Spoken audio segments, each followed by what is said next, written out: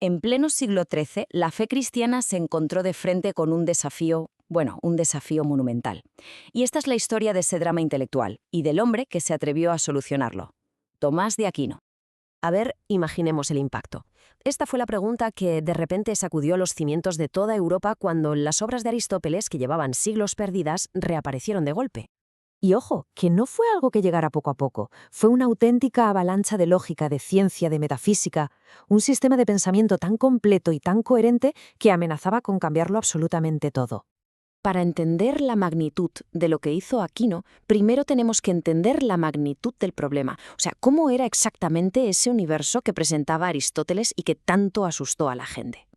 A ver, el dios de Aristóteles no tenía nada, pero nada, que ver con el dios cristiano. No era un creador, no era personal, no se preocupaba por la humanidad. Era sencillamente una pieza lógica, una necesidad filosófica, la causa primera del movimiento, eternamente quieta y pensando en sí misma. Un concepto frío, vamos. Y aquí es donde la cosa se ponía realmente complicada. Para Aristóteles, el universo no necesitaba un principio, no fue creado, simplemente era. Siempre había estado ahí, eterno, funcionando con sus propias reglas.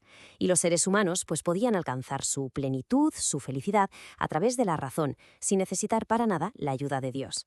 Y este es el meollo de la cuestión. La lógica de Aristóteles era tan potente, su sistema era tan cerrado y tan perfecto, que parecía no dejar ni un solo hueco, ni una sola necesidad para la figura central del cristianismo.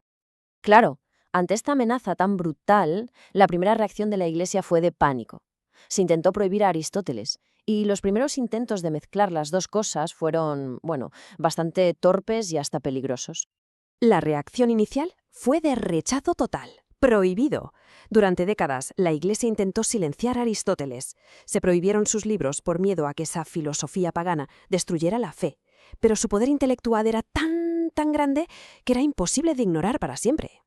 Los primeros intentos de arreglar esto fueron un poco chapuceros, la verdad. Era como querer meter una pieza a martillazos en un puzzle donde no encaja. Simplemente pegaban a Dios en sistemas filosóficos que no estaban pensados para él.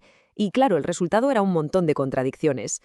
Pero por si fuera poco, la cosa se complicó todavía más. Surgió una interpretación radical de Aristóteles, la de los llamados averroístas latinos, que proponían algo que era una auténtica bomba.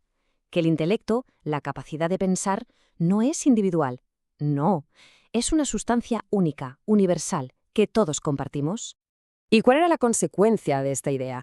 Pues algo que te vuela la cabeza. Si el intelecto es una cosa separada, entonces, estrictamente hablando, yo no pienso.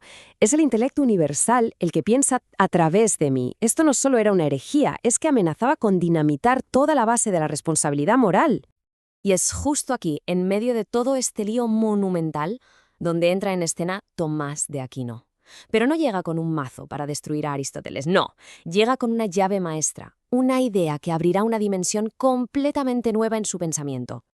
La genialidad de Aquino no fue decir Aristóteles se equivoca, para nada. Fue mucho más sutil, mucho más brillante. Fue aceptar todo el sistema y añadir una pieza que lo cambiaba todo. Una distinción revolucionaria. A ver, pensemos en algo muy sencillo. Podemos saber perfectamente qué es un ave fénix, ¿no? Su definición, su esencia. Pero saber lo que es no nos dice si de verdad existe. Pasa lo mismo con una persona. Una cosa es su definición, su esencia de animal racional, y otra cosa muy distinta es el hecho de que esa persona, de carne y hueso, exista. Y aquí, ¡boom!, está la clave de todo. Para cualquier cosa del universo, excepto para Dios, su definición, su esencia, no incluye su existencia. El qué es y el hecho de qué es son dos cosas radicalmente distintas. O sea que la existencia no viene de serie con las cosas. Si no viene incluida en la definición, entonces tiene que tener una causa externa. Algo tiene que dar el empujón para que las cosas pasen de ser una simple posibilidad a existir de verdad. Y aquí llega el golpe de genio de Aquino. Argumenta que esa cadena de causas no puede ser infinita. Tiene que haber una causa primera, que no necesite que nadie le dé la existencia, algo cuya esencia sea existir. Y eso, para Aquino, es Dios. De repente, Dios ya no es solo compatible con Aristóteles, es que es absolutamente necesario para explicar por qué existe algo en lugar de nada. Bueno, todo esto puede sonar muy abstracto, muy de filósofos, ¿verdad? Pues las consecuencias de esta idea fueron enormes y además muy, muy prácticas. Al tumbar la idea de un intelecto único, Aquino, casi sin quererlo, estaba poniendo los cimientos filosóficos del individuo moderno. Aquino vio el peligro al instante. Si la voluntad está en el intelecto, y el intelecto es algo único y separado de nosotros, entonces nadie es dueño de sus actos. Y si nadie es dueño de sus actos, conceptos como la moralidad, el mérito, la culpa, es que se derrumban, no tienen ningún sentido. La lógica de Aquino aquí es impecable, va paso a paso. Si cada persona tiene su propio intelecto, entonces también tiene su propia voluntad. Y tener una voluntad individual es lo que permite que haya libre albedrío, que podamos elegir. Y solo si podemos elegir libremente, somos responsables de nuestros actos. Sin eso, toda la ética se viene abajo. Al final, el legado de Aquino fue mucho más allá de resolver un problema del siglo XIII. Lo que hizo fue crear una nueva y duradera armonía entre la investigación racional, la filosofía y la fe. Pensemos en el antes y el después.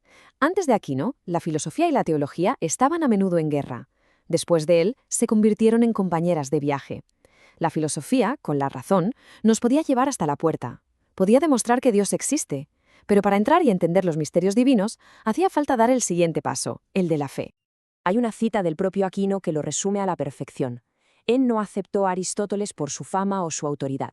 Lo aceptó porque reconoció la fuerza de la razón en sus argumentos. Para Aquino, la verdad es la verdad, venga de donde venga, y la razón es una herramienta poderosa y legítima para encontrarla. Y así, la gran síntesis de Aquino nos deja con una pregunta que la verdad resuena a través de los siglos. Nos dio un marco donde la razón y la fe pueden convivir, pero el debate sobre dónde están sus límites, ese sigue abierto. ¿Qué papel juega la razón en nuestra búsqueda de la verdad?